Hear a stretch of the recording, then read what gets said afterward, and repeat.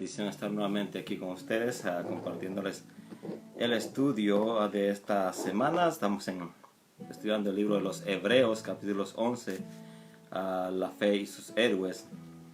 Y ya vamos por el capítulo, este es la tercera sección del estudio. Y vamos a enfocarnos en lo que queda de los versículos. Vamos a tratar de terminar. Es muy extenso porque hay mucha información.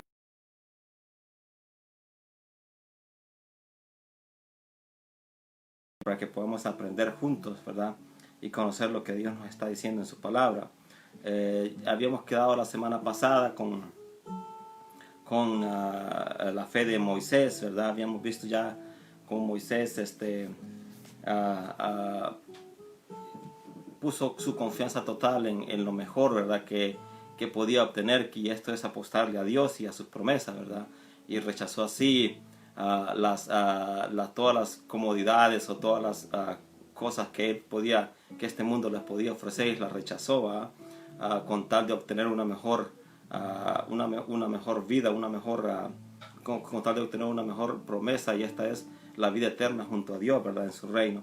Y él rechazó todo esto y nos quedamos entonces con eso, y cómo cruzaron el Mar Rojo, y cómo Dios los ayudó también ahí, y cómo Moisés confió plenamente en el Señor, ¿verdad? Recuerden que siempre que vamos a estudiar el libro de los Hebreos, tienen que tener en cuenta esto, ¿verdad? Que esta carta está dirigida a una comunidad judía cristiana que está pensando en volver atrás, está pensando en volver al judaísmo y sus prácticas, ¿verdad? Y el argumento del escritor de los Hebreos es que no es necesario eso. No es necesario, porque estas prácticas, esas cosas, ese pacto está en desuso. Es un pacto antiguo que ha sido reemplazado por uno mejor, que está en Cristo, en el cual hay muchas mejores promesas, mucha bendición, porque Cristo es mucho mejor que Moisés, Jesús es mucho mejor que Aarón y el sacerdocio arónico, y Jesucristo es mucho mejor que los ángeles. Entonces él empieza a realizar todos estos argumentos, y les hace mostrar, les hace ver, ¿verdad? Todo este tipo de cosas a esta congregación, y les hace ver en el capítulo 11 lo que es verdaderamente la fe. La fe es depositar plenamente la confianza en Dios, porque Él siempre es fiel a sus promesas, ¿verdad? Recuerda que aquí el autor no está tratando de exaltar a estos hombres, ¿verdad? A un punto de que sean más importantes que Dios.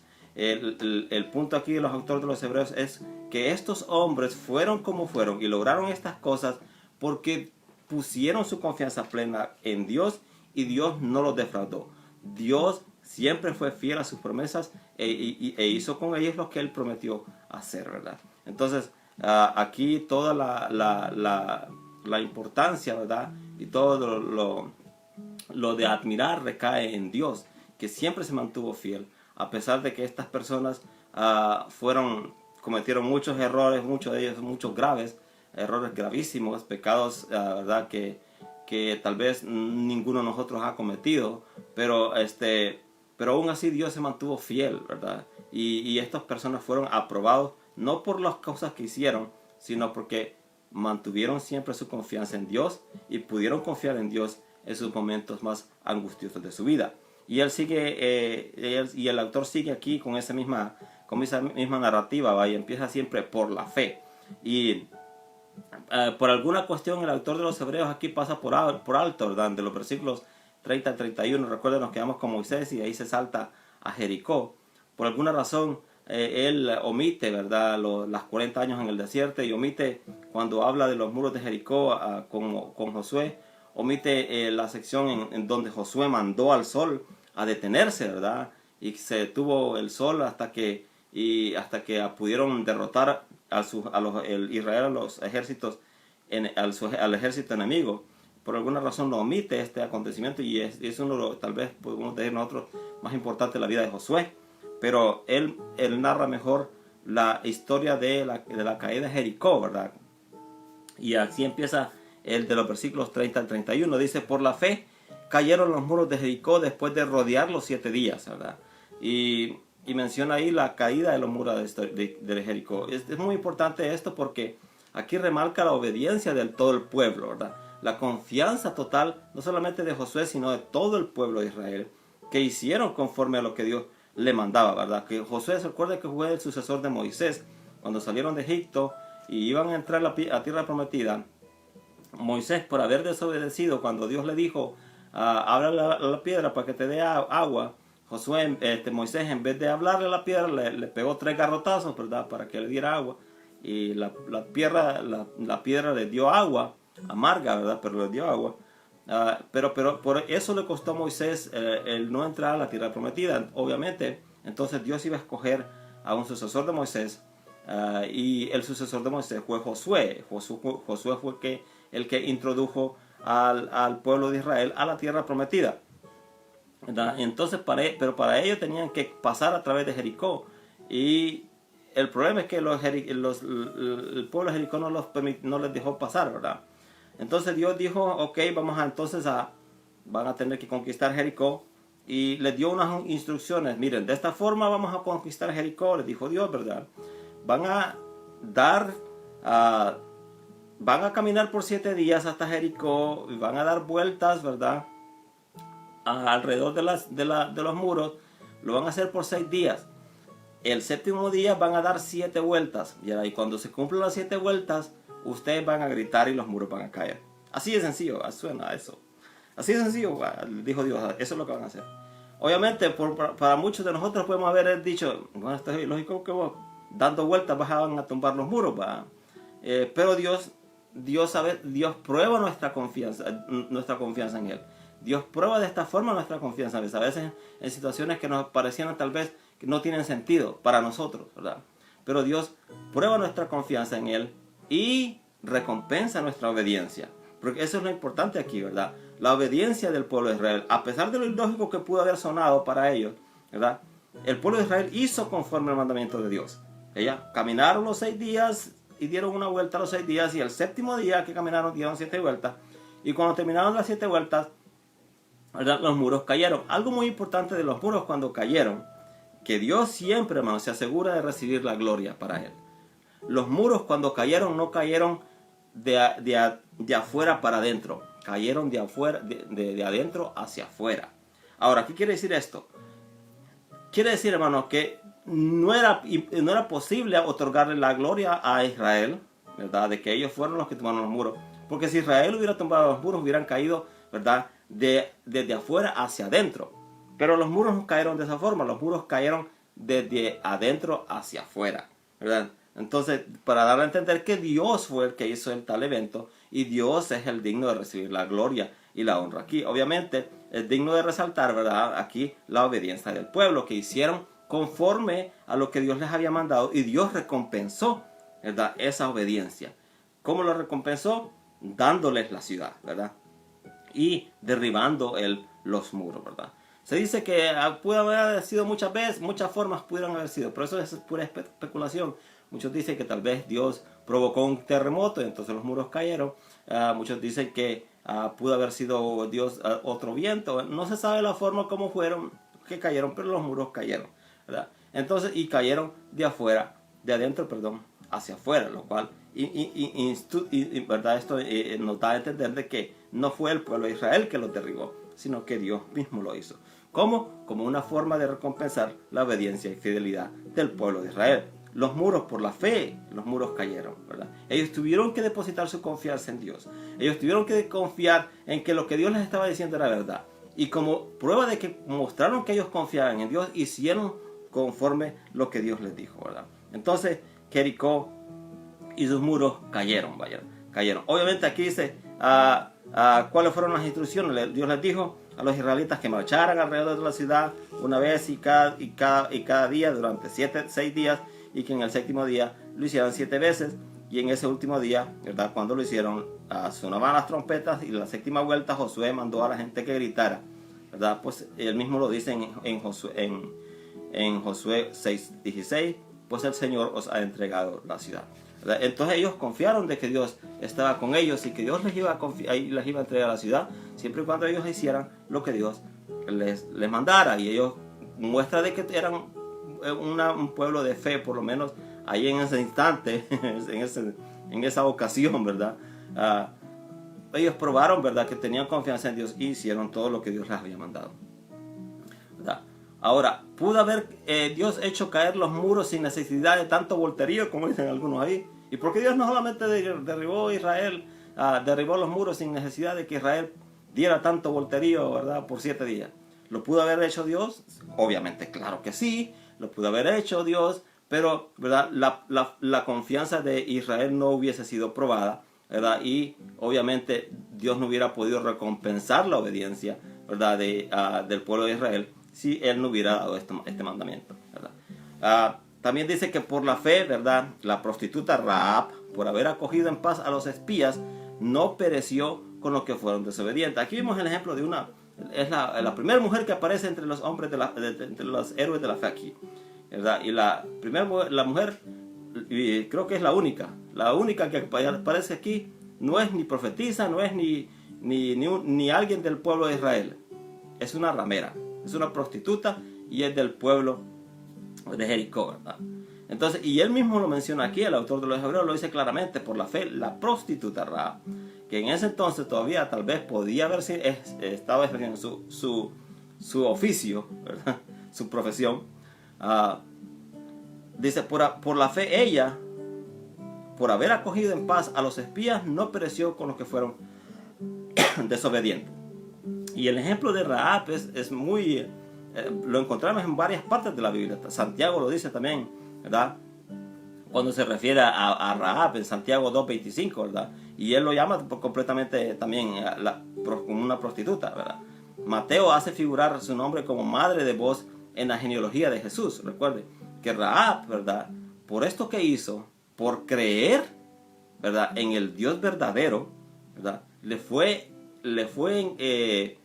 dado, ¿verdad? Una posición, ¿verdad? En el linaje del Mesías, de Jesucristo. A pesar de lo que era, ¿verdad? Por la fe, ¿por qué? Por la fe. Rahab creyó en el Dios de Israel, ¿verdad? No se sabe cómo fue que ella creyó, pero ella misma dice que ella oyó.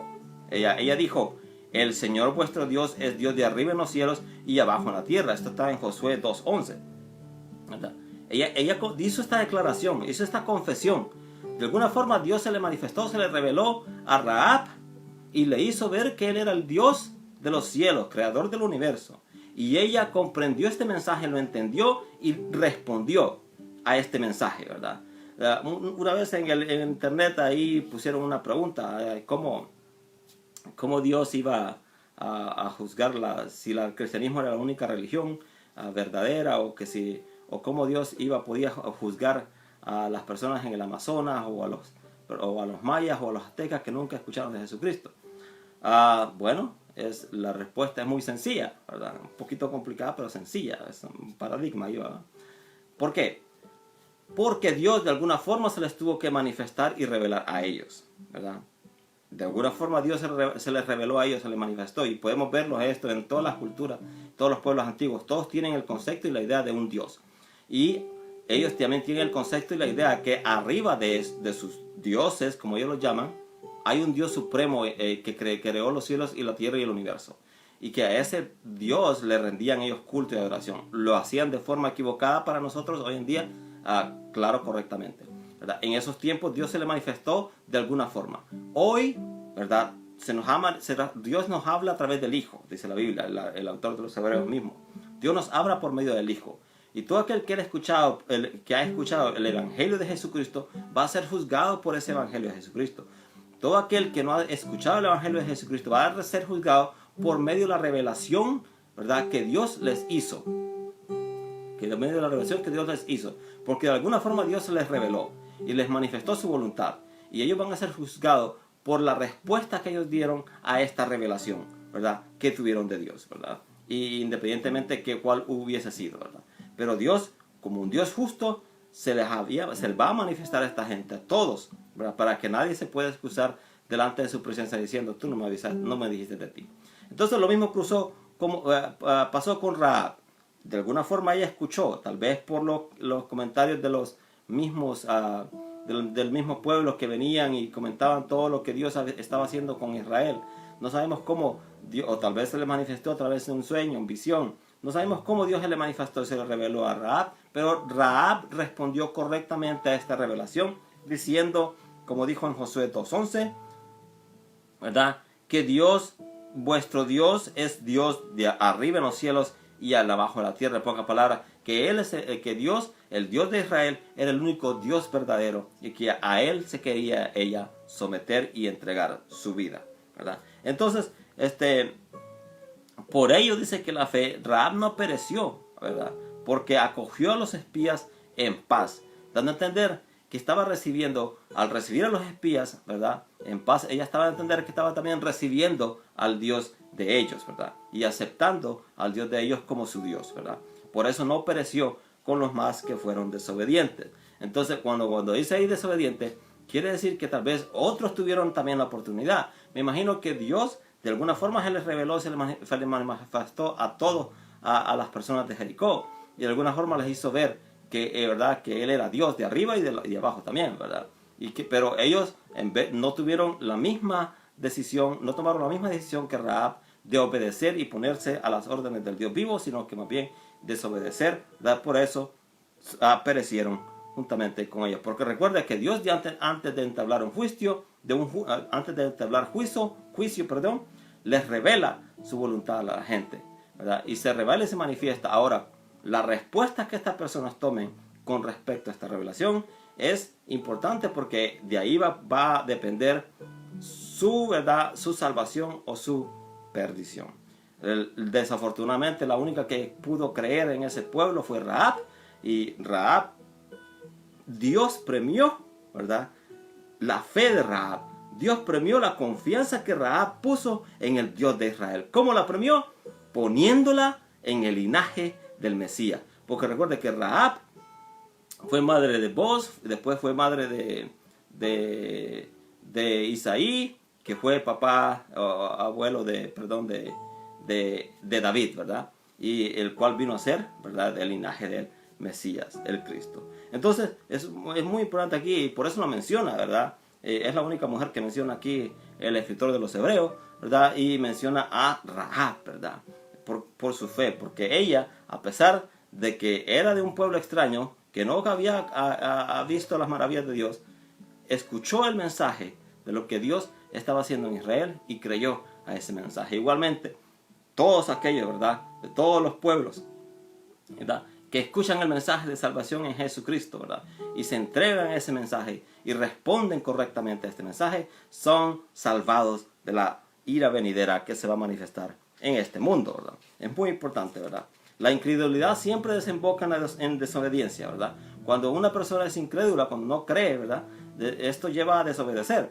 Rahab, en cambio, fue lo contrario. Rahab creyó, ¿verdad?, y obedeció, ¿verdad? Ahí se entregó al Dios verdadero, ¿verdad? Por eso fue tomada como uno de las héroes de la fe, ¿verdad? También dice, ¿y qué más digo? Dice, porque el tiempo me faltaría contando de Gedeón, de Barak, de Sansón, de Jefté, de David, así como de Samuel y de los profetas, que por fe conquistaron reinos, hicieron justicia, alcanzaron promesas, taparon bocas de leones, apagaron fuegos impetuosos, evitaron filos de espada, sacaron fuerzas de debilidad, se hicieron fuertes en batalla, pusieron en fuga ejércitos extranjeros. Las mujeres recibieron sus muertos mediante resurrección, mas otros fueron atormentados, no aceptando el rescate a fin de obtener una mejor resurrección. Otros experimentaron vituperios y azotes, y además de esto prisiones y cárceles. Fueron apedreados, aserrados, puestos a prueba, muertos a filos de espada. Anduvieron de acá para allá cubiertos de pieles de ovejas y de cabras, pobres, angustiados, maltratados. Todo lo contrario, el evangelio de la prosperidad que predica mucho ahí va, el falso evangelio de la prosperidad. Lo vamos a ver después un poquito más acerca de eso. Entonces, ahora, cuando Dios escoge a Rahab, ¿verdad?, y si tú ves la vida de todas estas personas, como Rahab, como David, como cada uno, como Jefté, como Gedeón, todas estas personas no eran personas perfectas, hermanos. Ese es un concepto erróneo que nos hemos creado del cristiano. Creemos que el cristiano es una persona perfecta. El cristiano no es ninguna forma perfecta. Todos pecamos diariamente, inconsciente o conscientemente. No es la perfección, nuestra perfección lo que le agrada a Dios, sino ¿sabe qué es lo que le agrada a Dios? Cuánto confiamos nosotros en Él y en sus promesas y su palabra. Eso es lo que le agrada a Él, a Dios. Y vamos a ver todo eso, ¿verdad?, porque cada una de estas personas tiene muchos defectos, ¿verdad?, y cometió muchos errores, ¿verdad? Pero ellos fueron aprobados por Dios porque pudieron confiar en Él. En que Dios, a pesar de cómo ellos eran, Dios siempre estaba con ellos y iba a cumplir su promesa y su propósito, ¿verdad?, en ellos. Entonces, ¿qué quiere decir esto? ¿Que los pecadores entonces forman parte del plan de Dios? Claro, usted forma parte del plan de Dios, yo formo parte del plan de Dios, yo soy pecador. Soy pecador justificado por la medio de la sangre de Cristo, pero todavía soy pecador. Mientras estamos en este cuerpo, vamos a estar propensos al pecado, ¿verdad?, hasta que nos muramos, ¿verdad? ¿Qué quiere decir entonces? Que Dios no se va a manifestar en la vida del pecador. Claro, Dios siempre se manifiesta en la vida del pecador, ¿verdad? ¿Y qué quiere decir esto entonces? ¿Que yo puedo entonces hacer lo que yo quiero y entonces Dios siempre va a estar conmigo? Bueno, dice la Biblia que aunque nosotros fuéramos infieles, Él siempre permanece fiel. Pero no es esa la intención de Dios, que nosotros practiquemos el pecado, es más bien todo lo contrario. Es más bien, ese pensamiento no debe estar en usted. Si usted es un verdadero cristiano, usted no debe pensar de esa forma. Usted debe pensar siempre en agradar a Dios, ¿verdad? Porque el cristiano busca siempre agradar a Dios, ¿verdad? No buscamos una perfección en esta vida, buscamos la perfección venidera, ¿verdad? Obviamente sabemos y debemos estar conscientes de nuestras debilidades, ¿verdad?, para poder corregirlas, ¿verdad? Porque Dios, ¿verdad?, de eso se agrada, en que nosotros nos esforcemos en buscar hacer lo mejor para Él. Obviamente, mientras estemos en este cuerpo vamos a pecar, sea consciente o inconscientemente, todos los días pecamos. Y dice Juan que el que diga que no ha cometido pecado, ese es un mentiroso. Entonces está pecando al decir que usted no peca. ¿Me explico? Cuando usted dice que usted no peca, está pecando, porque está mintiendo, ¿verdad? La importancia de esto es que Dios se manifiesta en la vida, así como nosotros somos, Dios manifiesta su gracia y su voluntad en nuestra vida y nos ayuda, ¿verdad?, en nuestras debilidades. Obviamente esto nos tiene que impulsar a no pecar, ¿verdad?, sino que a vivir tratando de agradar a Dios. Obviamente esto no quiere decir que no vayamos a pecar, ¿verdad?, porque mientras estemos en el cuerpo estamos propensos al pecado. Por eso la oración de Jesucristo que nos dice cuando oremos: Señor, no nos dejes caer en tentación y líbranos del maligno, que es el que nos quiere hacer la vida imposible de cuadrito, ¿verdad? Y utiliza el pecado como medio para podernos hacer quedar mal delante de Dios y crear una conciencia en nosotros que no nos deje tranquilos y crear, ¿verdad?, y quitar la paz de nuestros corazones. Pero nosotros debemos estar confiando en el Señor de que Él cumplirá su promesa en nosotros. Y su mayor promesa es la promesa de hacernos perfectos, la promesa de darnos una nueva vida con Él, en donde ya este cuerpo imperfecto no va a existir, ¿verdad? Pero mientras estemos aquí, debemos velar y perseverar, ¿verdad?, cuidadosamente en hacer siempre lo agradable a Dios, ¿verdad? Y el pensar de que solo porque usted, ¿verdad?, Dios está con usted, va a hacer lo que le dé la gana y va a pecar, eso no es un pensamiento cristiano, eso es un pensamiento más bien de un ser que no se ha convertido y de una persona que no conoce al Señor Jesucristo. Entonces, sigamos, ¿verdad? Y aquí podemos decir todo eso, ¿verdad?, que de alguna forma Dios se le reveló a Rahab y se le revela a todo aquel, ¿verdad?, que no le conoce, ¿verdad?, para que pueda venir a la salvación. Y menciona después aquí, él pasa del versículo, ¿verdad?, del 32 al 40, pasa a mencionar algunos héroes conocidos y desconocidos y la forma en cómo ellos vivieron y la forma en cómo murieron, ¿verdad? Por ejemplo, están los héroes que triunfaron, o los héroes que son más conocidos por las hazañas que realizaron, ¿verdad? Pero no las realizaron ellos. Recuerden que aquí la intención no es glorificar al hombre, sino glorificar lo que Dios hizo por medio de ellos. Uno solamente es instrumento del Señor y así debemos considerarnos como instrumento, ¿verdad?, de Dios, en el cual Dios obra y nos usa, aunque nosotros no lo merezcamos, ¿verdad? Y aunque nosotros a veces como tenemos que tener la actitud que tenía el Juan el Bautista, es necesario que Jesús crezca y que uno mengue. O sea, en pocas palabras, que la gente puede ver más de Jesús en uno, ¿verdad?, y menos de uno y más de Jesús. Menos de uno mismo y más de Jesús en nuestra vida, ¿verdad? Entonces, están los héroes que triunfaron. La lista mencionada como héroes de la fe llega a su fin, ¿verdad? Pero no porque el escritor haya agotado sus recursos, ¿verdad?, sino que porque él dice, pues no me va a gastar el tiempo diciéndole, aquí me voy a pasar toda la vida escribiéndoles acerca de las personas, ¿verdad?, en las cuales pudieron poner su confianza en Dios y fueron galardonados por Dios. Y él menciona algunos cuantos, ¿verdad? ¿Qué más diré? Dice, no tengo tiempo para hablar sobre Gedeón. Hablemos de Gedeón un poquito. ¿Quién era Gedeón? ¿Se recuerda Gedeón? Gedeón luchó, ¿verdad?, con solo 300 hombres, ¿verdad? Pero recuerden que no solamente para llegar a esos 300 hombres tuvo que eliminar Dios de muchas formas a muchas personas, porque el ejército que Gedeón logró reunir era de 32,000 hombres al principio, ¿verdad? Después Dios le dijo, no, son mucha gente, despáchame a los que, ¿verdad?, los que quieren regresar a sus casas, a los que no se sienten bien peleando, a los que, ¿verdad?, que de alguna forma, etcétera, etcétera, regrésalos a sus casas y les que está bien, que se regresen, no hay problema. Y se fueron, ¿verdad?, varios. Después todavía dijo Dios, no, son muchos todavía, hazlos tomar agua, y aquel que, ¿verdad?, que se incline a tomar agua en el pozo de un solo, con su boca en el agua, a ese me lo despachas, y a todos aquellos que agarren agua en su mano y se la lleven a la boca, a eso me lo dejas, ¿verdad? Entonces, cada una de esas cosas tenía algo, ¿verdad?, que representaba algo, pero no me voy a meter ahí. Lo más importante aquí es que Dios, ¿verdad?, a pesar de cómo era Gedeón, que Gedeón tenía, podríamos decir de Gedeón, que era una persona que no tenía confianza en sí misma, que era una persona, ¿verdad?, que tal vez era una persona que no sabía valorarse a sí mismo, que no era una persona con muy poca, ¿verdad?, autosuficiencia, podemos decir. Entonces, podía muchos pretextos, pero al final él fue, ¿verdad?, y Dios usó a Gedeón, ¿verdad? Y Gedeón fue usado porque pudo confiar plenamente al Señor. Claro, después de ponerle tantas pruebas, 3 pruebas al Señor, Señor, si tú haces eso, entonces voy a entender que tú me estás llamando. Señor, si tú haces esto, otro. Y aún así Dios, ¿verdad?, nos ayuda en estas debilidades. Ese es el punto aquí. Dios nos ayuda en nuestras debilidades. A pesar de la falta de confianza, ¿verdad?, en sí mismo, la falta de autoestima de Gedeón, ¿verdad?, Dios escuchaba a Gedeón, ¿verdad?, y le ok, está bien. ¿Quieres que me amanezca el suelo mojado el día de mañana? Ok, va a amanecer mojado.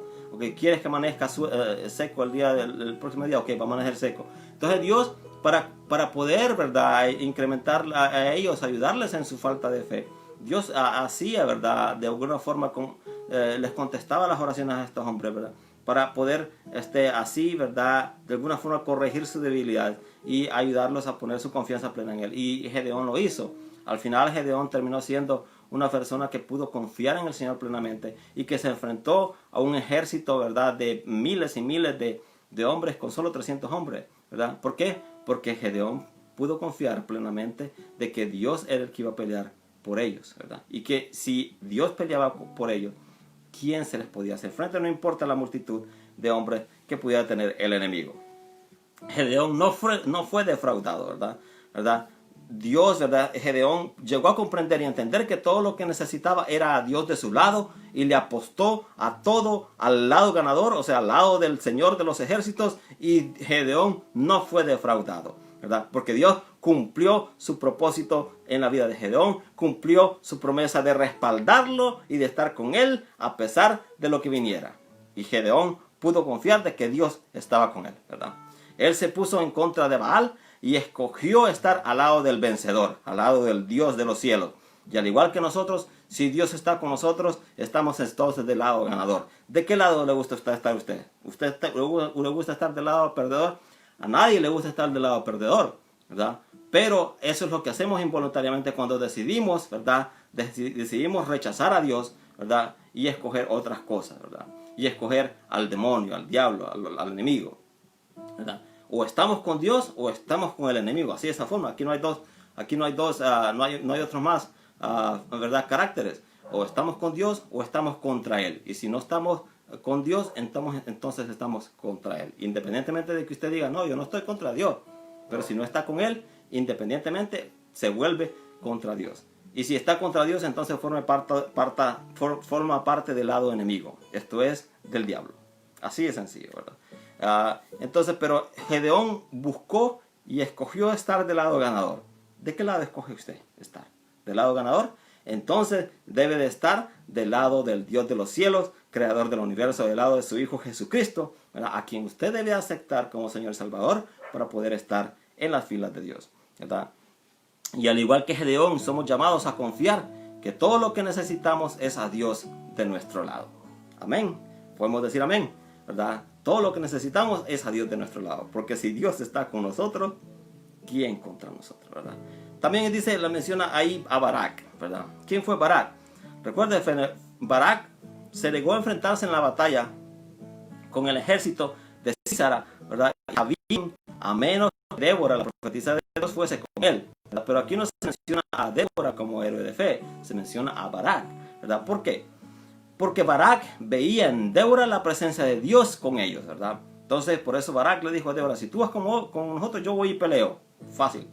¿Por qué? Porque veía en Débora la presencia de Dios, ¿verdad? Veía en Débora que Dios iba a estar con él, ¿verdad? Entonces, cuando Dios, cuando Barak le dijo a Débora, ok, ¿quieres que vaya a pelear contra ese ejército? Dios quiere que vaya a pelear contra tú vas conmigo. ¿Por qué? Porque la presencia de Dios estaba en Débora. Y Barak quería asegurarse que Dios estuviera de su lado, ¿verdad? Entonces, así mismo fue y peleó, ¿verdad? Peleó frente al ejército y los derrotó. Esto está en Jueces, ¿verdad? 4:16, ¿verdad? Hasta el 5:1. Porque pudo confiar, Barak derrotó al pueblo de enemigo porque pudo confiar de que Dios era fiel a su promesa y nunca abandonaría a su pueblo. Débora dice en su canto, desde los cielos pelearon las estrellas, desde sus órbitas pelearon contra Císara, dando a entender que el que peleaba con Israel era el rey, creador, señor de todo el universo, ¿verdad? Y para asegurarse que nadie le quitara su gloria, Dios mismo, ¿verdad?, hizo que Císara muriera a través de otra mujer, ¿verdad?, que no era ni el pueblo de Israel. Su nombre era Jael. ¿Por qué? Porque lo vil del mundo y menospreciado escogió Dios y lo que no es para deshacer lo que es, a fin de que nadie se jacte ante su presencia, dijo Pablo, allá en 1 Corintios, ¿verdad? Otra de las personas que mencionan aquí es Sansón. ¿Quién es Sansón? ¿Verdad? Todo cuando mencionan a Sansón, ya sabemos del hombre fuerte, ¿verdad?, el musculoso, ¿verdad? Sansón es el que captura la imaginación de todos, porque todos quieren ser fuertes, ¿verdad? Todos quieren levantar una roca pesada, quieren levantar un burro, quieren, ¿verdad?, hacer maravillas con la fuerza. Muchos hoy en día buscan ser fisicoculturistas porque quieren tener mucha fuerza, ¿verdad? Pero captura la imaginación Sansón de todos, ¿verdad?, de aquellos que gozan de la fuerza física, ¿verdad? Pero Sansón, también vemos a Sansón como era, hermano. Si podemos ver las características de Sansón como era: mujeriego, de cierta forma perezoso, arrogante, altanero, que no le importaba, solo le importaba a sí mismo, no le importaba el pueblo de Israel, que, ¿verdad? Podemos ver muchas cosas, podemos decir, pero lo más importante que queremos decir es, hermano, que así como era Sansón confiaba en Dios, a pesar de cómo era. Sansón confiaba en Dios y por eso Dios lo usaba, ¿verdad? Dios no nos usa, hermanos, porque nosotros seamos los meros, los buenos. Mira, Dios me usa porque yo no peco, dicen muchos. Ay, hermano, al decir eso usted está pecando, ¿verdad? Dios no nos usa a nosotros por lo que nosotros somos, sino que Dios nos usa, ¿verdad?, por la confianza que nosotros tenemos en Él, ¿verdad? Cuando nosotros nos humillamos y entendemos de que Dios es el que hace la obra a través de uno, entonces Dios nos utiliza, porque el propósito de Dios siempre es que Él sea glorificado en nosotros y a través de todas las cosas, ¿verdad? Entonces, no es que, por eso es que Dios no usa a todos aquellos que sabe que le va a quitar la gloria a Él. Dios no los usa, ¿verdad? De alguna forma Dios se manifiesta, ¿verdad?, en todos aquellos que le dan gloria y honra. Obviamente podemos ver aquí el ejemplo de Sansón, ¿verdad? Sansón pagó muy caro el estilo de vida que él llevaba. Pagó muy caro, tomó las consecuencias de ello. Y cada uno va a tomar las consecuencias de las acciones que uno haga en esta vida, ¿verdad? Sansón pagó muy cara su desobediencia, ¿verdad?, a Dios. En pocas palabras, sus amoríos o el buscar o andar con mujeres filisteas y circuncisas, como violar el mandamiento que Dios ha establecido. A Sansón le costó sus ojos, les costó sus uñas, porque dice que lo torturaron. Las torturas en aquellos entonces, la gente, para cuando los torturaran, le quitaban, les arrancaban las uñas de los dedos. Se las arrancaban, hermanos, así. Les arrancaban las uñas de los dedos. Es una forma de tortura que practicaban los filisteos en aquel entonces. les arrancaron. Sansón posiblemente perdió todas las uñas de sus manos, las uñas de sus pies, o si no se los cortaron, ¿verdad? Le sacaron los ojos, ¿verdad? Lo vituperaron, lo humillaron, le hicieron todo ¿verdad? Lo que tal vez usted y yo no nos pudiéramos imaginar. Pero aún así, en su más momento más extremo, en el momento más extremo de debilidad, él supo clamar a Dios, supo reconocer que Dios, ¿verdad?, era el que le daba la fuerza cuando vencía a los filisteos y cuando hacía todas las cosas que de Dios provenía su fuerza, su verdadera fuerza provenía de Dios, no de sí mismo. Y él, al reconocer esto, ¿verdad?, puso su confianza al Señor y clamó a Dios y le dijo: Dios, muera yo con todos los filisteos. Y dice que Sansón, ¿verdad?, puso sus manos sobre los dos pilares que sostenían el templo o el lugar donde estaban los filisteos, y que los empujó, ¿verdad? Que Dios contestó su oración y Sansón mató más con su muerte que los que había matado en vida, ¿verdad? Entonces Sansón viene a ser unos ejemplos de uno de los héroes de la fe, porque en su momento más extremo de debilidad supo reconocer que sus fuerzas verdaderas venían del Dios de los cielos y puso su confianza en Dios y le apostó al lado ganador, le apostó al Dios de los cielos, y Dios no lo defraudó, le contestó su oración y de esta forma salvó al pueblo de Israel. Ahora el otro que menciona ahí fue Jefté, ¿verdad? ¿Quién es Jefté? Otra persona, Jefté. Si podemos ver de Jefté, Jefté andaba con una ganga, como es, una pandilla de ladrones, ¿verdad? Él era parte de una pandilla de ladrones. Él tenía una pandilla de ladrones que se dedicaba a robar y a asaltar a las personas en los desiertos, ¿verdad? En el desierto. Pero aún así, cuando el pueblo de Galat fue y le pidió ayuda, aunque él se rehusó al principio, él, ¿verdad?, él pudo decir: ok, está bien, si Dios, ¿verdad?, está con nosotros, si Dios nos ayuda, entonces vamos a hacerlo, ¿verdad? Y él lo hizo. Y el nombre de Jefté posiblemente tal vez no sea muy conocido, ¿verdad?, para algunos, porque tal vez no estamos acostumbrados a leer la Biblia, mucho menos a leer el libro de los jueces, ¿verdad? Pero ahí aparece el libro Jefté, en Jueces 11, del 39 al 40, ¿verdad? Jefté estaba lleno del Espíritu de Dios. Dios le usó para derrotar a los amonitas y castigar a la tribu de Efraín también. Jefté pudo confiar en Dios y confiar en que Dios es fiel a sus promesas, porque reconoció que fue Jehová quien les había dado la tierra, y si Jehová se las había dado, nadie se las podría quitar. Jefté dice de esta forma, ¿va? Ahí lo podemos ver en el versículo 21 de 11:21, cuando él le dice: pero Jehová, Dios de Israel, entregó a Sejón y a todo su pueblo en manos de Israel, y los derrotó, y se apoderó Israel de toda la tierra de los amorreos que habitaban en aquel país. Él dice: se apoderaron también de todo el territorio del amorreo, desde Arnón hasta Jaboc, y desde el desierto hasta el Jordán. Así que lo que Jehová, Dios de Israel, desposeyó al amorreo delante de su pueblo Israel, ¿pretendes tú apoderarte de él? Le pregunta Jefté, ¿verdad?, cuando el rey enemigo le mandó un mensajero a decirle, ¿verdad?, de que por qué él estaba peleando con Israel. Él le mandó a decir de esto, que Jehová les había dado la tierra, y si Jehová les había dado la tierra, ¿verdad?, y los desposeyó a todos los pueblos hace 300 años, le dice, ¿qué pasó esto? Y si Jehová hizo esto, ¿tú pretendes ahora apoderarte de él? Como decimos aquí, ¿verdad? Good luck with that, ¿eh? Buena suerte con eso, ¿eh? Cuando Dios da algo, Jefté estaba completamente convencido de cuando Dios da algo, hermano, Dios da algo, nadie te lo puede quitar. Cuando Dios nos da algo, nadie nos lo puede quitar. Cuando Dios está con nosotros, nadie nos puede hacer frente, ¿verdad? Por eso es que hay que estar del lado ganador, hay que estar del lado correcto. Y el lado correcto, el lado ganador es estar con Dios, con Jesucristo, ¿verdad? Ese es el lado ganador. Si tú no estás del lado ganador, te invito, pásate al lado ganador, ¿verdad? Pásate al lado ganador. El lado ganador es el lado de Jesucristo, el lado de Dios, ¿verdad?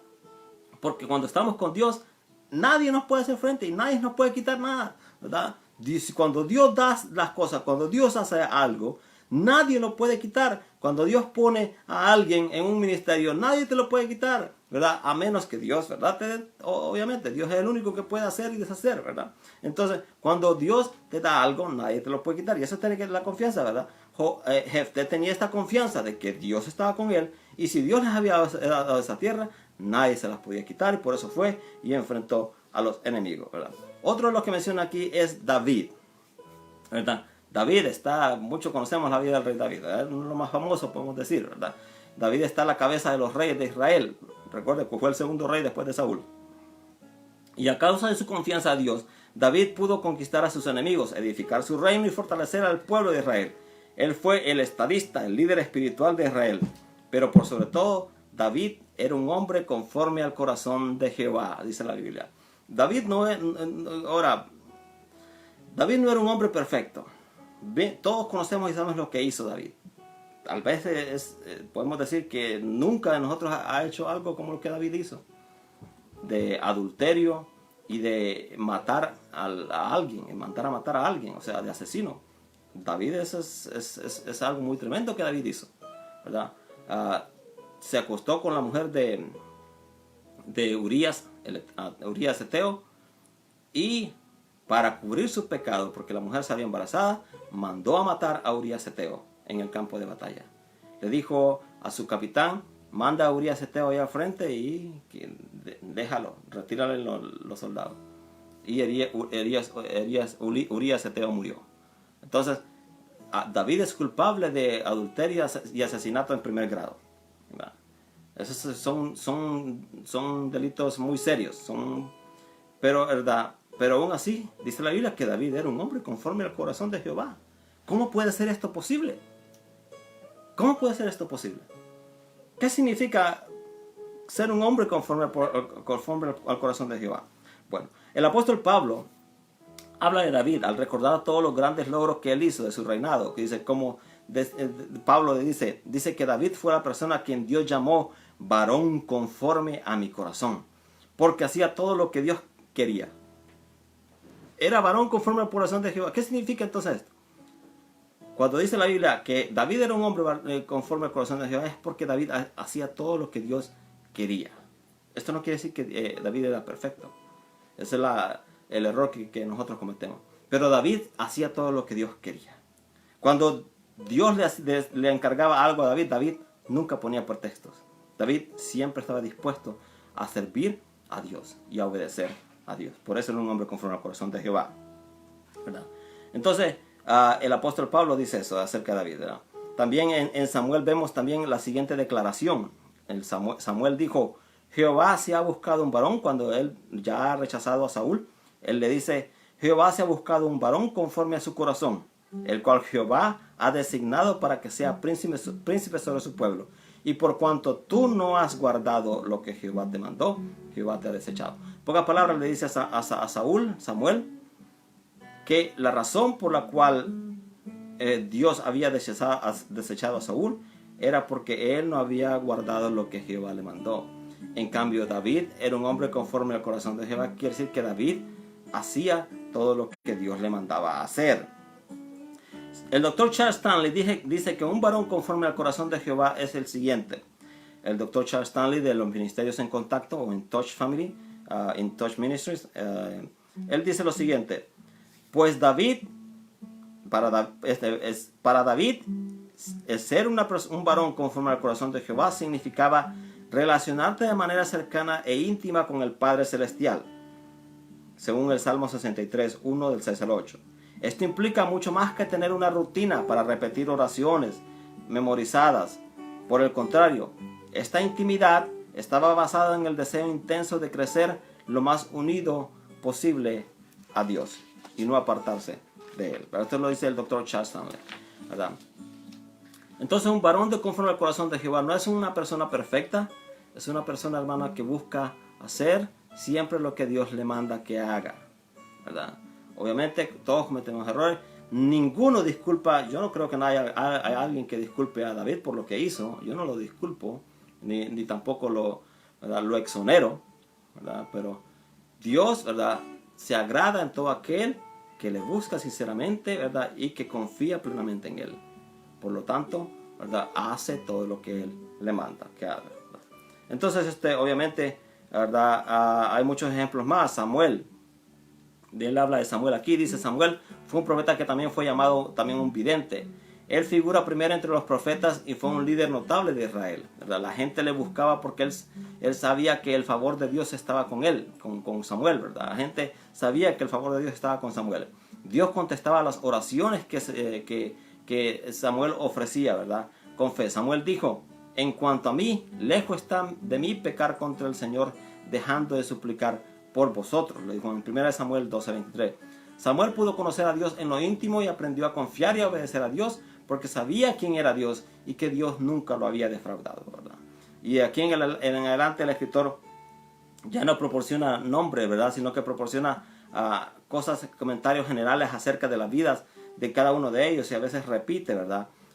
Tal vez lo que estas personas hicieron, ¿verdad? Él hace un resumen, ¿verdad?, de categorías de actos de fe, ¿verdad? En este resumen están aquellos que conquistaron reinos. Por eso dice ahí, por la fe, dice en el versículo 33, por la fe conquistaron reinos, ¿verdad? Hicieron justicia, alcanzaron promesas, taparon bocas de leones, ¿verdad? ¿Quiénes conquistaron reinos? Podemos mencionar muchos, varios. Podemos mencionar Josué, David, Salomón, ¿verdad? Que con la sabiduría que Dios le dio, ¿verdad?, alcanzó a muchos las fronteras fuera de Israel, ¿verdad? Y que muchos venían a verle por su sabiduría, ¿verdad? Y eso daba gloria a Dios, aunque se desvió por un tiempo y después volvió, ¿verdad? Al caminar, ¿verdad? Él pudo resumir su vida, Salomón, de la forma siguiente, ¿verdad? El discurso siguiente es este: teme a Dios y guarda sus mandamientos, porque este es el todo del hombre. Lo dice en Eclesiastés, ¿verdad? Teme a Dios y guarda sus mandamientos, porque de esto depende el todo del hombre. En pocas palabras, esto es lo que completa al hombre. Esto es lo que le trae al hombre, ¿verdad?, la verdadera felicidad, la verdadera paz, la verdadera dicha, la salvación, ¿verdad?, el temer a Dios y el guardar sus mandamientos, ¿verdad? Ahora están los que administraron justicia, también dice ahí, los que hicieron justicia, ¿verdad? Muchos nombres podemos poner ahí, ¿verdad? David, Salomón, que fueron reyes, ¿verdad? La mayoría de los reyes que fueron reyes justos, ¿verdad? Josafat, ¿verdad? Ezequías, mencionar muchos, podemos mencionar ahí, ¿verdad? Y por eso él, como son tantos, por eso generaliza a todos aquellos que hicieron justicia, a todos aquellos que alcanzaron promesas, ¿verdad?, y taparon bocas de leones. Quienes obtuvieron lo que habían prometido, ¿verdad? En pocas palabras, como vemos, alcanzaron sus promesas, como Abraham. Él vio en Isaac, ¿verdad?, su promesa de que, ¿verdad?, Dios le iba a dar descendiente. Podemos ver el ejemplo de Abraham. Podemos ver el ejemplo de Josué, cuando dijo a los ancianos, ¿verdad?, vosotros sabéis con todo vuestro corazón y alma que ni una de las buenas promesas que el Señor vuestro Dios os ha hecho, Él ha fallado, ¿verdad? Entonces esto podemos ver en todo eso, ¿verdad? Y que Dios nunca falla sin promesa. A todos estos hombres, ¿verdad?, Dios les había prometido hacer algo y lo cumplió, ¿verdad? Y podemos mencionar muchos nombres, pero no nos va a alcanzar el tiempo, como dice el autor de los Hebreos. Y seguimos, entonces dice que también están todos los que taparon bocas de leones, ¿verdad? Los cuales cerraron bocas de leones, ¿verdad?, como los que cerraron bocas de leones están entre la gente bíblica. Podemos ver, también podemos mencionar a Sansón, también podemos mencionar a David, ¿verdad? En Sansón también vemos una confrontación entre Sansón y un león. También vemos a David, que él dice que muchas veces él defendía sus rebaños, ¿verdad?, contra los leones, y como Dios lo había defendido de la mano del león. También el ejemplo más característico es el caso de Daniel, ¿verdad?, cuando por ser fiel a Dios él fue echado al pozo de los leones, y como los leones nunca abrieron su boca para dañarlo, sino que siempre se mantuvieron con las bocas cerradas, ¿verdad? En Daniel 6 del 21 al 22, ¿verdad? También siglos más tarde Pablo también pudo decir que el Señor estuvo a su lado y fui librado, dice, de la boca del león, en 2 Timoteo 4:17. Tal vez de alguna forma podemos decir que Pablo de alguna forma tal vez fue tirado a algún circo, a una arena de algún coliseo romano, y fue de alguna forma, ¿verdad?, librado de los leones. Recuerden que esa era una práctica muy rutinaria entre los romanos, ¿verdad?, y el coliseo, ¿verdad?, el echar a la gente, principalmente los primeros cristianos, ¿verdad?, fueron tirados como espectáculo, ¿verdad?, como él lo va a decir más adelante, ¿verdad? El mismo autor de los Hebreos fue como espectáculo para el público, ¿verdad? los tiraban a la arena y soltaban muchos leones para que los leones se los comieran vivos, ¿verdad? Tal vez Pablo tal vez pudo ser uno de esos que tal vez fue tirado en alguna ocasión, algún coliseo, ¿verdad? Mientras estuvo en cárcel. No sabemos de eso muy claramente, pero él lo menciona, que él fue librado de la boca del león, ¿verdad? En 2 Timoteo 4:17, ¿verdad? Están los que apagaron fuegos impetuosos, todos aquellos héroes que apagaron fuegos impetuosos. Los que nos vienen a la mente, los más famosos son los Sadrach, Mesach y Abednego, ¿verdad? Los 3 amigos de Daniel que soportaron el fuego del horno ardiente, también por permanecer fieles al Señor, ¿verdad? Y ellos mismos que dicen que cuando ellos estaban en el horno ardiente, el mismo rey dice que podía ver a alguien que le parecía un hijo de los dioses, dice él, ¿verdad? El ángel de Jehová. Eso está en Daniel 3:25, ¿verdad? Ellos caminaron en medio del fuego. Nabucodonosor confesó que Dios envió un ángel y rescató a su siervo, ¿verdad? Ellos confiaron en el Señor, ¿verdad? Y pusieron su confianza en que Dios los podía librar del horno de fuego. Y ellos mismos dijeron: y si Dios no nos libra, sépase también que nunca dejaremos de confiar en el Señor. Qué actitud más noble de imitar esta, ¿verdad? Que a pesar de lo que estaban pasando, a pesar de lo que esperaba, ellos dijeron: tú puedes hacer con nosotros lo que tú quieras. Nuestra confianza está en el Señor y el Señor nos puede librar de tu mano. Y si no nos libra, ni aún así dejaremos de confiar en Él. Qué fe más grande, más genuina, ¿verdad? Esa es la fe que Dios quiere que nosotros tengamos, ¿verdad? Que nuestra confianza en Él sea plena y absoluta. Están los que escaparon a filo de espada, como dice después, ¿verdad? Apagaron fuegos impetuosos, evitaron filos de espada. Entre los que escaparon a filas de espada podemos mencionar a David, que siempre se la mantuvo huyendo mientras Saúl estuvo vivo, ¿verdad? A Elías, que huyó de Jezabel y fue al monte Horeb, ¿verdad? En la península de Sinaí. A Eliseo, quien oyó que los reyes de Israel querían matarlo durante la hambruna que se desató en Samaria. Y a muchos otros, ¿verdad? Que tal vez el apóstol Pablo, él también pudo haber sido librado de la espada, ¿verdad? Obviamente de su última muerte no fue librado porque ya el Señor se lo quería llevar, ¿verdad? Entonces también están los que sacaron fuerzas de debilidad y se hicieron fuertes en batallas y pusieron en fuga ejércitos extranjeros. El más famoso es David, ¿no? Aún otros héroes de la fe recibieron ayuda divina para superar la debilidad. Estos fueron aquellos cuya debilidad se volvió fuerza y que se hicieron poderosos en batalla y pusieron en fuga ejércitos extranjeros. Sansón, Ezequías, ¿verdad? Ponemos el ejemplo de Sansón, por supuesto. Antes de morir, Dios le dio fuerzas para que pudiera matar a la mayoría de sus enemigos, ¿verdad? Y fueron más los que mató en su muerte que los que había matado en vida. Ezequías, cuando oró a Dios, cuando Isaías le dijo que iba a morir, y él le dijo que le diera un poco más de tiempo para poder, ¿verdad?, enfrentar al ejército que venía extranjero. Dios contestó su oración y le concedió a Ezequías 15 años más, ¿verdad? Y cuando el débil remanente de los exiliados regresó de la cautividad en Babilonia, también se levantó Nehemías y Esdras y al pueblo, ¿verdad? Y al pueblo les dio la fortaleza necesaria para reconstruir la ciudad y el templo de Jerusalén. Estos son las personas que sacaron fuerzas de debilidad, ¿verdad? ¿Quiénes fueron los poderosos en batallas y quiénes pusieron en fuga los ejércitos extranjeros? David, podemos decir Josafat también, es el mismo Ezequías. O sea, hay muchos ejemplos en la Biblia que podemos, él mismo sigue repitiendo lo mismo, ¿verdad? De todos estos héroes, de todas estas personas, lo que hicieron, ¿verdad? Las cosas que pudieron ellos realizar, ¿verdad? En el nombre del Señor, ¿verdad? Dice que también las mujeres recibieron, en el versículo 35, las mujeres recibieron sus muertos mediante resurrección, mas otros fueron atormentados, no aceptando el rescate a fin de obtener mejor resurrección. Los que recibieron a sus muertos podemos mencionar muchos en el Antiguo Testamento.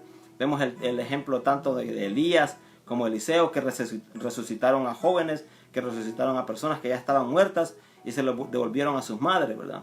Por ejemplo, la vida de Sarepta, ¿verdad?, que no era de Israel, después de recibir a su hijo de manos de Elías, ella dijo: ahora sé que eres un hombre de Dios y que la palabra del Señor que viene de tu boca es verdad, le dijo Elías, ¿va? También está la mujer sunamita, ¿verdad?, que vino a Eliseo porque sabía que Eliseo era un hombre de Dios y que sería un instrumento de Dios para resucitar de entre los muertos a su hijo, ¿verdad? En el Nuevo Testamento nos da muchos ejemplos, ¿verdad? Tenemos la vida de Naín, quien recibió de vuelta a su hijo cuando Jesucristo le resucitó de los muertos.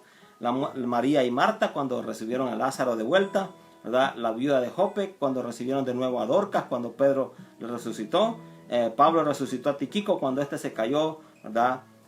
De lo alto porque se durmió en el sermón. Tal vez algunos de ustedes ya estén durmiendo allá en sus casas ahorita, ¿verdad? Así que tenga cuidado, se puede morir, pero no importa, el Señor le da vida nueva. Ya sabe para dónde va de todos modos, ¿verdad? Entonces, pero eso pasó. Pablo también resucitó a Tíquico, ¿verdad? Cuando éste se quedó dormido en el sermón que se extendió hasta largo, ¿verdad? Entonces, vemos todos estos recibieron a sus muertos, ¿verdad? Ahora están también los que sufrieron y fueron atormentados, ¿verdad? En los próximos versículos el escritor resume, ¿verdad?, el sufrimiento físico que soportaron estos héroes de la fe. Ellos fueron mártires por la causa de Dios. Por la fe triunfaron aun cuando perdieron sus vidas, ¿verdad? Otros no se les permitió perder sus vidas, pero se les permitió padecer tormento, ¿verdad? Él mismo dice ahí, otros fueron torturados y rehusaron ser liberados para poder alcanzar una mejor resurrección. Hay muchos instrumentos sobre la cual la gente era torturada en tiempos antiguos, ¿verdad? Pero el más famoso, el más popular era el llamado el timpanum. Timpanum se presume que constituye de una gran rueda sobre la cual eran extendidas las víctimas. Entonces se les golpeaba hasta que morían. O tal vez otras veces se les estiraban sus miembros hasta reventarlos, ¿verdad? Se les amarraban sus manos, se les amarraban sus pies y se les daba vuelta la rueda hasta que estos miembros se reventaban. Entonces de esa forma morían, ¿verdad? El escritor de los Hebreos se dirige entonces a todos aquellos que perdieron sus vidas a causa de su fe, ¿verdad? Recuerde que aquí el argumento es que todas estas personas, ¿verdad?, le está dando a esta congregación. Recuerde que esta congregación que está escribiendo quiere volver otra vez al judaísmo, quiere volver otra vez porque ya no aguantan tal vez la persecución que están pasando, tal vez por algunos de sus mismos, ¿verdad?, hermanos del judaísmo. Entonces ellos ya no aguantan, ya quieren volver y quieren que los problemas se terminen por causa del ser cristiano. Entonces esto les dice el escritor de los Hebreos, mira, todos estos fueron maltratados, y muchos de ellos fueron torturados, y muchos de ellos perdieron su vida y nunca renegaron. Nunca dijeron, porque es más fácil de esta forma y me voy por acá. O es más cómodo ser del mundo, entonces me voy por el mundo. No, ellos no escogieron estas cosas, ellos escogieron lo mejor. Y lo mejor sabían que tal vez no iba a ser fácil, tal vez les iba a causar sufrimiento y dolor, pero al final, el producto recibido al final es mucho mejor que el producto que este mundo les puede dar, que es una vida eterna con el Señor Jesucristo, ¿verdad?, en su gloria. Entonces él está tratando de decir esto, ¿verdad? Estas personas no esperaban volver a una vida terrenal. Ellos no buscaban volver a una vida terrenal en este mundo. Ellos no buscaban riquezas de este mundo, no buscaban posesiones de este mundo, no buscaban una herencia en esta tierra.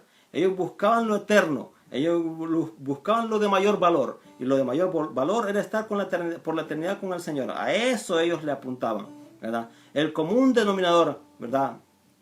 Por eso es que ellos deseaban una mejor resurrección, como dice ahí. Una mejor resurrección significa una renovación perenne de la vida ante la presencia del Señor, eterna en los cielos, ¿verdad? El común denominador de todas estas personas es que soportaron sufrimientos porque esperaban una mejor resurrección en la vida futura. Sabían que este mundo no era su destino final y que aquí estaban de paso.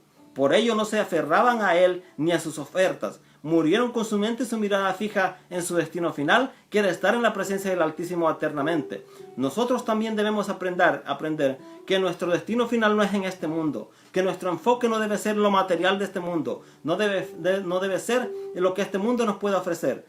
Nuestro enfoque debe estar en el reino de los cielos. Nuestro destino final no es este mundo. Así que pasemos lo que tengamos que pasar. Debemos de hacerlo con gozo, porque sabemos que nos espera un reino eterno en los cielos, donde este mundo no tiene nada que ver. Y el príncipe de este mundo va a ser destruido. Nosotros tenemos un reino inconmovible, un reino eterno junto al Rey de Reyes y Señor de Señores. Y a ese le apuntamos, y a ese en eso nos fijamos y en eso ponemos nuestra vista, ¿verdad? Y no dejamos que las cosas de este mundo obstruyan nuestra visión para poder llegar ahí. Entonces otros, dice ahí, experimentaron vituperios y azotes, y más de estos prisiones y cárceles, ¿verdad? El escritor de los Hebreos pasa, ¿verdad?, de casos específicos a casos generales, de burlas, de torturas, de flagelamientos, de encadenamientos, de prisiones, ¿verdad? En el Nuevo Testamento nos enseña que el vituperio y todo este tipo de cuestiones eran cosas bastante comunes entre los cristianos. Jesús tuvo que soportar la burla de los judíos y recibir un maltrato público y morir de la forma más cruel que se haya muerto, ¿verdad?, que pueda haber recibido alguien en aquel tiempo. Los romanos se volvieron expertos en crucifixión y lo hicieron de la forma más cruel que se podía hacer, para darle escarmiento y para que él fuera testimonio a los demás que el que se metiera con Roma de esa forma iba a ser muerto.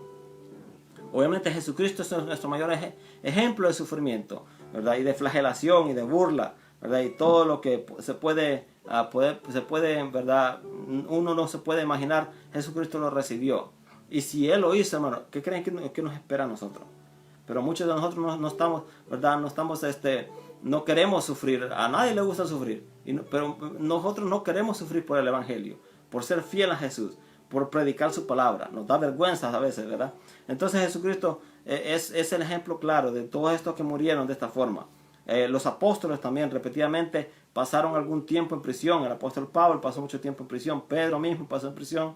Pablo escribe a los Corintios diciendo: he trabajado mucho más, he sido puesto en prisión mucho más frecuente que otros, y he sido flagelado más severamente que ellos, y expuesto hasta la muerte una y otra vez, ¿verdad? He estado en naufragios, en prisiones, en cárceles, etcétera, etcétera, etcétera, dice Pablo. Entonces las personas que estaban dirigidas esta epístola, ¿verdad?, o los hebreos, la congregación que estaba recibiendo esta epístola, ¿verdad?, habían experimentado tal vez un insulto o una persecución pública, ¿verdad? Pero ellos no habían sido torturados hasta la muerte. Ellos no habían recibido una flagelación tan grande, ¿verdad? Y sabían, por eso el autor de los Hebreos les dice claramente: ustedes no han soportado lo que estas personas tuvieron que soportar por mostrar su confianza en el Señor. Y ustedes quieren, ¿verdad?, quieren volver atrás, desechar en lo que una vez creyeron, menospreciar, ¿verdad?, al Hijo de Dios, quien dio su vida por ustedes, solo porque lo quieren más fácil, más cómodo, ¿ok? Entonces, por eso les está poniendo este tipo de preguntas, ¿verdad? Y a veces así somos nosotros. Queremos lo más fácil y lo más cómodo, ¿verdad? No nos queremos arriesgar por causa del Evangelio, ¿verdad? No queremos sufrir, ¿verdad?, burla o menosprecio por causa del Evangelio, ¿verdad? Entonces, pero estas cosas están predestinadas para todos los que creen en Jesús, porque no es de todos la fe. Y no todos creyeron al Evangelio, dice la Biblia. Y no todos van a creer, ¿verdad?, porque no es de todos la fe. Pero nuestra responsabilidad es permanecer firmes y predicar este Evangelio, ¿verdad?, hasta que llegue hasta lo último de la tierra, si es necesario, ¿verdad? ¿Por qué? Porque esa es nuestra misión y nuestro objetivo, ¿verdad? Y no menospreciar las cosas eternas, ¿verdad?, ni valorar más las cosas de este mundo que las eternas, ¿verdad? Entonces, eso es muy importante, ¿verdad? También todos aquellos, el escritor de los Hebreos sigue que el siguiente grupo son los que fueron apedreados, los que fueron aserrados y los que fueron muertos a espada. Entre los que fueron apedreados hay una lista, cantidad grande. Si el pueblo de Israel ese era su castigo público número 1, apedrear a la gente. Las piedras, ¿por qué? Porque las piedras eran abundantes en Israel en aquel tiempo, ¿verdad? Eran muchas piedras, ¿verdad? Entonces de ahí la costumbre de arrojar piedras para matar a la gente. Era algo muy común, la ley lo especifica claramente en Levítico 24, 14, 23, ¿verdad? Entonces muchos murieron apedreados, ¿verdad? Podemos decir, los que murieron apedreados están el profeta Zacarías, hijo de Joiada, murió apedreado en el atrio del templo, en el reinado de Joás, ¿verdad? También estuvo uno de los mártires el primer mártir del cristianismo, Esteban, fue apedreado, ¿verdad? Jacobo, el hermano del Señor, fue apedreado después de que lo empujaron del templo, ¿verdad?, y cayó desde arriba del pináculo del templo, cayó y no se murió. Entonces lo terminaron de matar apedreándolo, ¿verdad?, a Jacobo, el hermano del Señor, según la tradición, ¿verdad? Entonces están estos que murieron apedreados. Fueron muchos profetas los que murieron apedreados.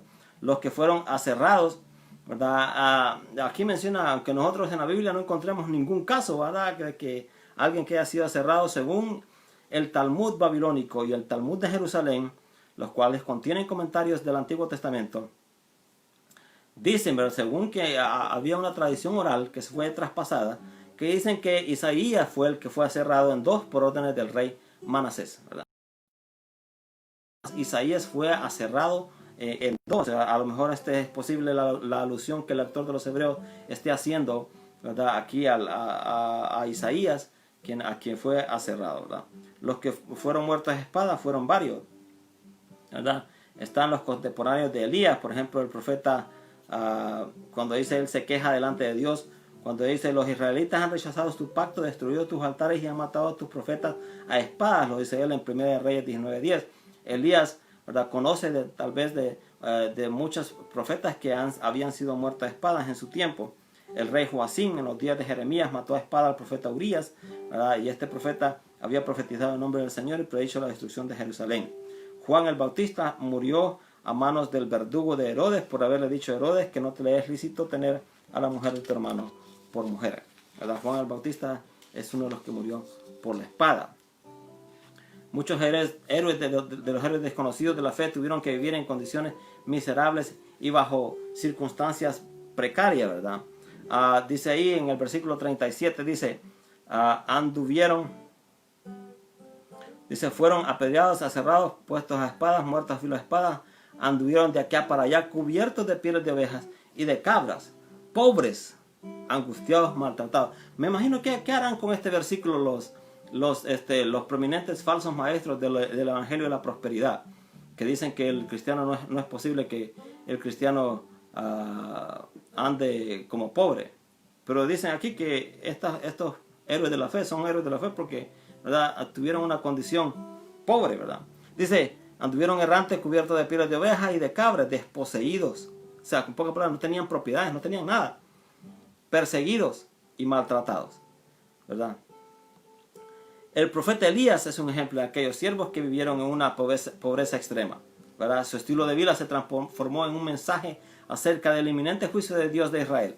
Muy diferente al mensaje, ¿verdad?, del Evangelio de la Prosperidad, que no es otra cosa más que un mensaje del demonio, ¿verdad? Y lo declaro abiertamente aquí, ¿verdad?, que el Evangelio de la Prosperidad no es un mensaje, no es un evangelio que viene de parte de Dios. Eso es un evangelio que viene de parte del demonio, ¿verdad? Dios no quiere que nuestro enfoque esté puesto en las cosas materiales de este mundo. Dios quiere que nuestro enfoque y nuestra mente y mirada esté puesto en el reino de los cielos, donde Cristo es Señor. A ese es que le atinamos. No a las riquezas de este mundo, no a la prosperidad de este mundo. Esta prosperidad de este mundo es pasajera, esto va a acabar. Nadie sabe cuánto tiempo va a vivir. Por eso es necesario que cada uno de nosotros se enfoque en lo eterno, en donde está Cristo sentado a la diestra del Padre, ¿verdad? La apariencia de Elías es congruente con su llamado profético. Se le describía como un hombre con manto de pelo y con una faja de piel ceñida a su cintura. Eliseo, de la misma forma que Elías, ¿verdad?, heredó el manto de Elías y heredó las condiciones de Elías, ¿verdad?, y tuvo una doble porción del Espíritu, ¿verdad?, de Elías. Y con esta vestidura el profeta Eliseo proclamaba un mensaje de arrepentimiento y de fe y dependencia en Dios, ¿verdad? Es lo que no quieren del Evangelio de la Prosperidad, que uno tenga, ¿verdad? Esa confianza y dependencia en Dios, no en los bienes de este mundo, ¿verdad? Ellos lo hacen nomás para sacar provecho a todos aquellos que lo escuchan. Ellos hacen para exprimir, para explotar al pueblo de Dios. Déjenme decirle que ellos van a tener ya tienen su recompensa, y no creo que sea una herencia eterna en los cielos, ¿verdad? Entonces, la palabra sigue diciendo, de los cuales dice, este mundo no era digno de tenerlos. Todos esos hombres, ¿verdad?, que pusieron su confianza al Señor, este mundo no los merecía, ¿verdad? Todos los que predicamos el Evangelio, todos los que llevamos las nuevas de Jesucristo, este mundo no nos merece, pero estamos aquí por causa del Evangelio, y estaremos aquí hasta que Jesucristo venga y nos lleve, ¿verdad?, con nosotros, porque nuestra herencia eterna está en los cielos. Esa es la herencia, ¿verdad?, que nos merece. Ese es el reino que nos merece, donde está Cristo sentado a la diestra del Padre, donde nosotros somos, ¿verdad?, súbditos de Él, y donde nosotros viviremos con Él por la eternidad. Este mundo no nos merece, pero aquí estamos por causa del Evangelio de Jesucristo y para que todos puedan creer, ¿verdad?, que en Jesucristo hay salvación y vida eterna, ¿verdad? Entonces este mundo nos merece, pero esta gente, ¿verdad?, refiriéndose a los profetas del Antiguo Testamento, el escritor dice que erraban por los desiertos, que erraban por los montes, por las cuevas y por las cavernas de la tierra, ¿verdad? Aquí nos dice que vivían en mansiones, que estaban en palacios, que estaban en mansiones costosas de millones y millones de dólares, que tenían jet privados, ¿verdad?, y que tenían aeropuertos privados detrás de sus casas. No menciona esto. Todos estos héroes de la fe, ¿verdad?, eran personas errantes, hermanos, que andaban predicando el Evangelio, que vivían, ¿verdad?, con la dependencia total en Dios y no en sus bienes que pudieran obtener en este mundo, ¿verdad? Muy diferente el modo de vivir de los falsos maestros de hoy en día, del evangelio de esos evangelios de la prosperidad que viven en sus miles de millones de mansiones de miles de millones de dólares, ¿verdad? Estas personas vivían en cavernas, cuevas. Las cuevas son muy numerosas en Israel, ¿verdad? Y todos estos, dice, aunque alcanzaron buen testimonio mediante la fe, no recibieron lo prometido, proveyendo Dios alguna cosa mejor para nosotros, para que no fuesen ellos perfeccionados aparte de nosotros. El escritor ha llegado al fin a su discurso, ¿verdad?, al fin de su discurso de los héroes de la fe. Y él, a lo largo de este capítulo, la expresión por la fe fue una expresión, ¿verdad?, que caracterizaba la entrada a cada héroe.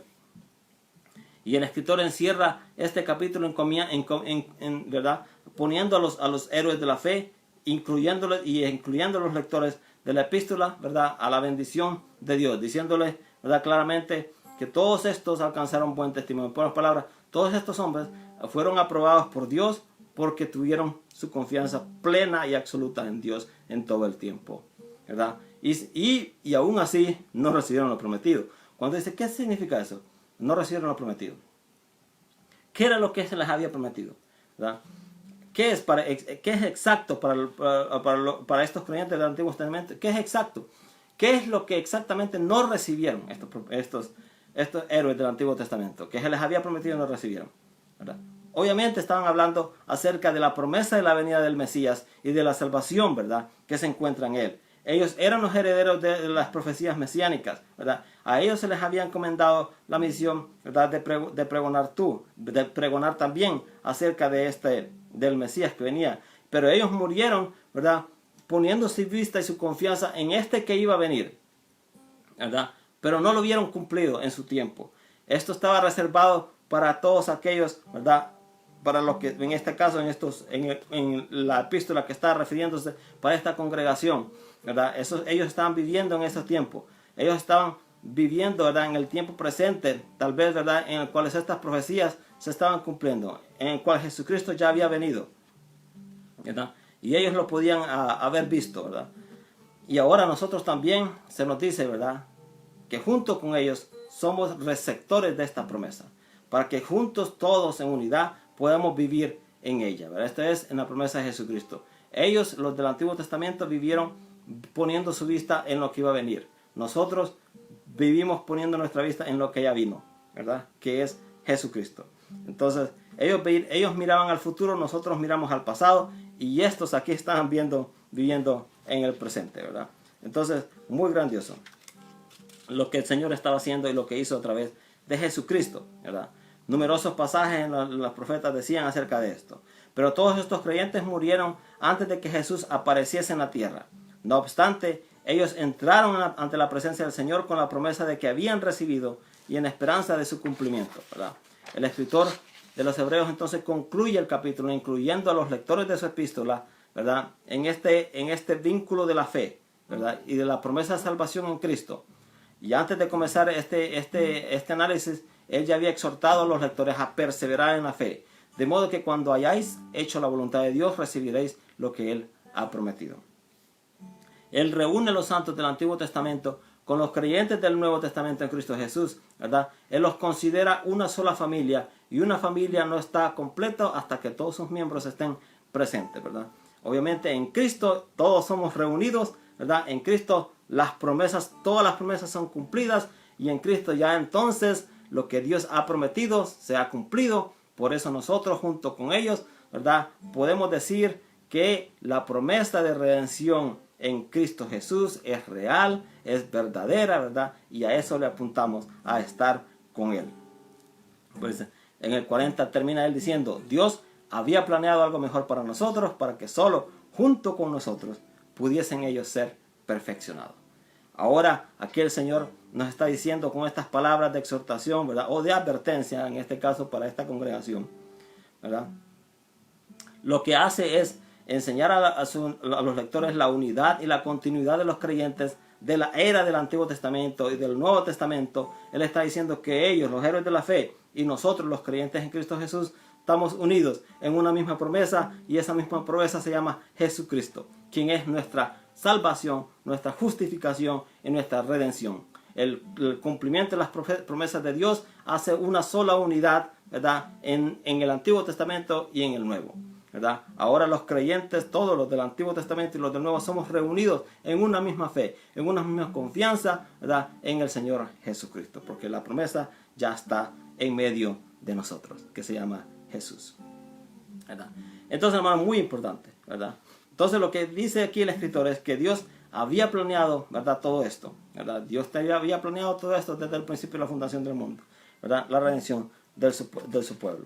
Entonces, hermano, hay que considerar unas cuestiones prácticas aquí para terminar. Con esto finalizo, ¿verdad? La palabra santo nos hace pensar en una persona que anda caminando con las manos tal vez entrelazadas así, con una areola aquí arriba, y que es una persona que nunca peca. Pero esa es una idea errónea, equivocada, que nos hemos planteado, ¿verdad?, o se ha formulado en ciertas áreas del cristianismo. Eso no es verdad, ¿verdad? Una persona santa es una persona que ha sido separada por Dios para salvación. Nosotros somos santos porque hemos sido separados por Dios para salvación en Jesucristo. Nosotros hemos sido separados en Jesucristo para salvación, no por méritos propios, ¿verdad?, ni por algo que nosotros hayamos hecho, sino por el puro mérito de Jesucristo en la cruz del Calvario. Entonces, nosotros, ¿verdad?, tenemos la impresión a veces de que Dios, ¿verdad?, demanda de nosotros que nosotros seamos perfectos, ¿verdad?, que no pequemos nada más, no pequemos para nada, ¿verdad? Y eso es algo erróneo. Dios no puede demandar algo de nosotros que nosotros no podamos cumplir, ¿verdad? Dios sí quiere que nosotros nos apartemos y separemos cada día más para Él, obviamente, pero la perfección vendrá, ¿verdad?, cuando Él venga por nosotros. Entonces ahí vamos a terminar, ahí Él va a complementar o completar su obra redentora que ya ha comenzado en nuestra vida. Estamos en un proceso que se llama proceso de santificación, ¿verdad?, en el cual, ¿verdad?, Dios nos está separando cada día más y más. Por eso la necesidad del Espíritu Santo. El Espíritu Santo nos ayuda, ¿verdad?, a combatir al pecado y a vivir una vida más agradable a Dios cada día, ¿verdad? Eso no implica que no vayamos a pecar. Entonces, la santidad no es algo que yo pueda lograr por mis propios méritos. La santidad es algo que Jesucristo logró por mí en la cruz del Calvario, ¿verdad? Entonces, de esa forma hay que tener en claro esto. Consideraciones prácticas, ¿verdad? Los cuadros de verdad de todos los héroes de la fe tienen un común denominador, y este común denominador se llama su confianza en Dios. No que fueron perfectos o que no cometieron errores, ¿verdad? Todos estos héroes de la fe tienen el común denominador, ¿verdad?, de que pudieron confiar en Dios y Dios nunca los defraudó. Dios nunca, ¿verdad?, defraudó su confianza en ellos, y entonces recompensaron. Y así como ellos dependieron de la ayuda divina, también nosotros debemos confiar en la ayuda del Señor.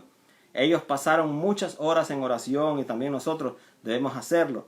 Ponemos nuestra fe en acción, ¿verdad?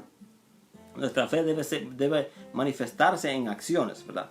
En contraste con esto, los creyentes del Antiguo Testamento que se mencionan en Hebreos 11 solo tenían fragmentos de la revelación de Dios. Sin más que estos pequeños trozos y piezas, ellos perseveraron en la fe. Nosotros, que tenemos la revelación plena de Dios en Jesucristo, debemos luchar más fervorosamente por hacer la voluntad de Dios. Una pequeña chispa de Dios los guió hasta el cielo. Ahora que el sol de justicia brilla sobre nosotros, ¿con qué argumento nos disculparemos si todavía nos aferramos a una vida material en esta tierra? Sí, hermano. Nuestro enfoque no debe estar en las cosas que este mundo puede ofrecer o que este mundo nos puede dar. Nuestro enfoque, nuestra vista debe estar puesta donde está el Señor Jesús habitando, en la eternidad. Allí es nosotros donde le debemos de apostar. Y ahí es nuestro destino final. ¿Verdad? Yo no les estoy diciendo tampoco que no es que sea malo que usted tenga su casa, que usted tenga su carro, que usted tenga sus cosas. No le estoy diciendo que sea malo, ¿verdad? Pero no que estas cosas vengan a ser su prioridad. Cuando estas cosas materiales, las cosas de este mundo llegan a ser su prioridad, usted ha perdido su vista. Usted ha perdido su objetivo. Usted ha perdido, hermano, su visión, ¿verdad? Porque nuestra vista y nuestra mirada debe estar puesta donde está Jesucristo sentado. A eso le atinamos porque allí vamos, ¿verdad? Y recuerden, esta gente fueron caracterizadas porque confiaron plenamente en Dios. Confiaron plenamente en el Señor a pesar de todo lo que estaban pasando. Nosotros también estamos llamados a confiar en el Señor, ¿verdad? Y recuerde que Dios nunca defraudó la confianza de esos hombres en Él, sino que más bien la recompensó y la premió. Y así mismo Dios con nosotros. Dios siempre premia nuestra confianza en Él, ¿verdad? Y nosotros no buscamos hacerlo por la recompensa, por el premio. Nosotros confiamos en el Señor porque sabemos que trae paz y trae bendición confiar en el Señor. Hermanos, que el Señor les bendiga. Así hemos terminado con el capítulo 11. Yo sé que fue un poquito muy largo, pero había mucha información y tal vez no les pude dar todo lo que había ahí había, pero pues lo que les pude dar, ¿verdad? Espero que haya sido de bendición. En el capítulo 11 vamos a continuar con el capítulo 12 y el capítulo 13, que son los dos capítulos que siguen. Y espero que les esté siendo de mucha utilidad y ayuda este estudio. Si tiene alguna pregunta, hermano, la puede hacer, ¿verdad? A través de este medio, o puede mandar un mensaje, ¿verdad? De texto. Y estamos aquí para ayudarle y trataremos de responderle sus inquietudes o sus preguntas. Que el Señor me lo bendiga, pero no quiero ir sin antes decirle a las personas, ¿verdad? Que no han tenido una experiencia personal con Jesucristo, ¿verdad? No hay mejor, ¿verdad? No hay mejor vida que la que Jesús da. No hay mejor galardón que el que Jesús te puede dar, ¿verdad? Principalmente la de la vida eterna. Lo único que tienes que hacer es depositar tu confianza plena y absoluta en Él, ¿verdad? En que Él te puede salvar, en que Él te puede dar una vida mejor y en que Él te puede dar una vida eterna. Yo te quiero invitar en este momento, si tú no has tomado una decisión por Cristo, ¿verdad? Y a todos los demás que están escuchando, ¿verdad? Pueden orar conmigo, ¿verdad? Por estas personas que no conocen del Evangelio y que están escuchando. Yo te quiero invitar a que tú le digas a Jesucristo, yo reconozco que soy pecador y reconozco que mi pecado me separa de ti. Pero Señor, en esta hora yo me arrepiento de mi pecado y pongo mi total y plena confianza en ti. Yo confío en ti como mi único Señor y Salvador. Y yo confío en que tú me das una vida eterna, una vida nueva, en tu nombre y en tu sacrificio que hiciste en la cruz. Amén. Si tú hiciste esta oración, te doy la felicidad. Es la mejor decisión que pudiste haber tomado, el asegurar tu eternidad con el Señor. Ahora te recomiendo que busques una congregación, busques a alguien que te pueda orientar en cómo continuar tu vida cristiana y que te pueda encaminar correctamente, ¿verdad?, en los mandamientos del Señor. Que el Señor me lo bendiga y que tengan todos un feliz domingo.